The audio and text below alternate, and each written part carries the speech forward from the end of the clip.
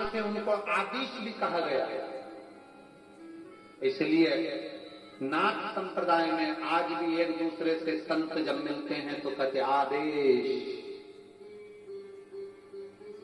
क्या कहते हैं? आदेश।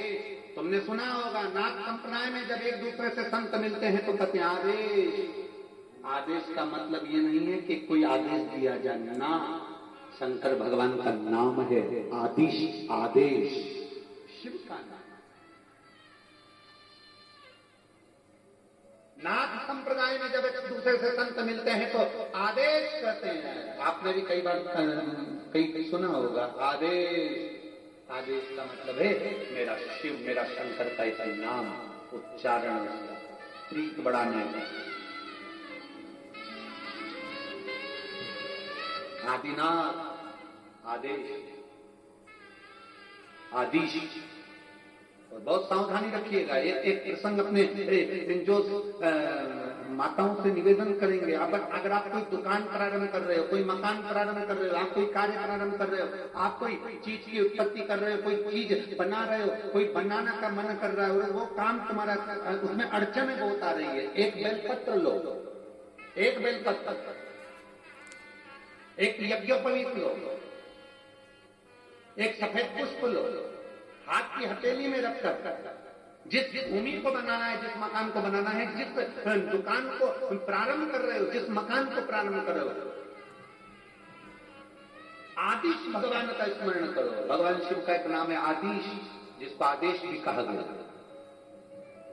और आदिश महादेव का स्मरण कर कर हाथ में रखकर उसको शिवालय में, पहले अपनी भूमि पर खड़े हो, जगह में खड़े हो, दुकान में खड़े हो, जिसको प्रारंभ कर रहे हो, मकान में खड़े हो, जिसको प्रारंभ कर रहे हो, और हथेली में रखकर उसको शिवालय में ले जाकर समर्पित कर दो। जिस दुकान को तुमने चालू किया है वो दुकान जिंदगी में बंद नहीं हो सकती, वो आगे बढ़ेगी। आदिश महादेव का संबोधन ही वो है कि प्रारंभ कर दिया, फिर उसका अंत नहीं, प्रारंभ ही।